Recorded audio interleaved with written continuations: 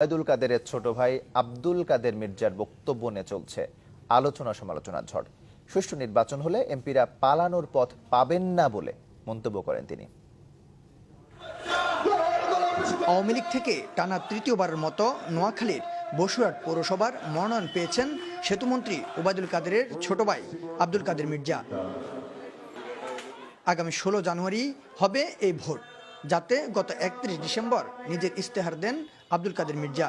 ওই দিন দলের বিভিন্ন সভায় নেতাকর্মীদের মাঝে দেয়া বক্তব্যই এখন তুমুল আলোচনায়। বিএনপির দুর্গ ভাঙছে, এই 3-4টা কনস্টিটুয়েন্সি সারা বৃহত্তর নোয়াখালীতে সুষ্ঠু নির্বাচন হলে আমাদের এমপিরা 10 টোয়াই পেত নয়, 10 এইটাই হচ্ছে সত্য কথা। সত্য বলতে হবে। আমি বলছি, আমি সাহস কত সত্য কথা বলুন। অনিয়ম দুর্নীতিতে নেতাকর্মীদের জড়িয়ে যাওয়া নিয়েও বিরক্তি ক্ষোভ জানান আওয়ামী লীগের এই মেয়র প্রার্থী। তাহলে শেখ হাসিনার জনপ্রিয়তা বাজ, আমনেগো জনপ্রিয়তা বাড়ানো, আপনারা ডেলি ভোট কমান, হ্যাঁ ডেলি ভোট কমান।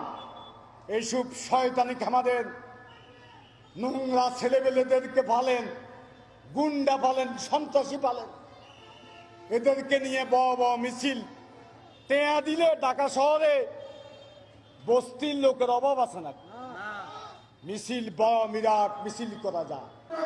এ সময় তিনি অভিযোগ করেন সাংবাদিকরাও সত্য তথ্য তুলে ধরেন না। শুনেন, আপনাকে বিরুদ্ধে মেলা কথা আছে। মানুষ বলে, মনে কষ্ট নিয়েন না, নোয়াখালী